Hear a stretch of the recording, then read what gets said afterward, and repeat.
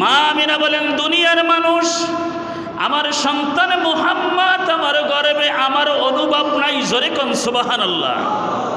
দুনিয়ার মহিলার যদি বাচ্চা হয়, ওই মার 7 মাস 6 মাসের পর পেটে একটু উঁচু উঁচু দেখা যায়, ঠিক কিনা? মা আমিনা বলে, আমার পেটে সন্তান আছে, আমি জানি না রে।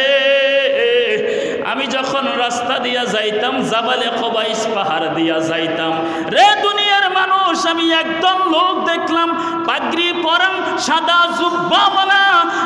আমি যখন তাদেরকে দেখলাম, আমি একটু আড়ালে যেতে চাইলাম, একটু পালাইতে চাইলাম। ওনরা আমাকে সালাম দিয়া বলে, আমেনা রে, পালাইতে হবে না, আড়ালে যাইতে হবে না রে আমেনা, আমরা দুনিয়ার মানুষ নয়, আমরা হলাম আল্লাহর রহমতের ফেরেশতা। জোরে কেতাবের নাম লিখে দেন বাবা। বিজ্ঞানের যুগ, মেলামিনের যুগ, প্লাস্টিকের যুগ, কথাটার রেকর্ড হতেছে, ঠিক কিনা? কোন কেতাবে ঘটনাটা পাইবেন? মা সাবা সুন্নাহ, আব্দুল হক মুহাদ্দিস দেওলভীর কেতাব খুলেন।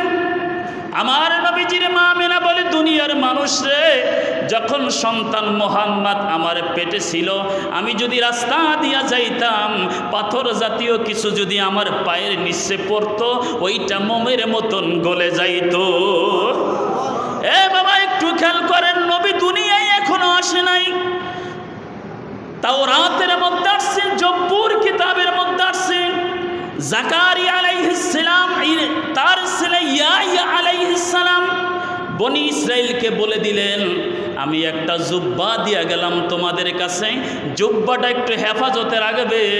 যেই দিন দেখবে এই জুব্বা থেকে তাজা রক্ত বের হয়, ওই দিন মনে করবে আব্দুল্লাহর ছেলে মুহাম্মদ জমিনে আসছে। আমার আল্লাহ বলে, দুনিয়ার মানুষরে, যার সাথে আমি বন্ধুত্ব করেছি, আসমানের ফেরেশতারা তার নামটা জানে, আহাম্মদ। নাম কি?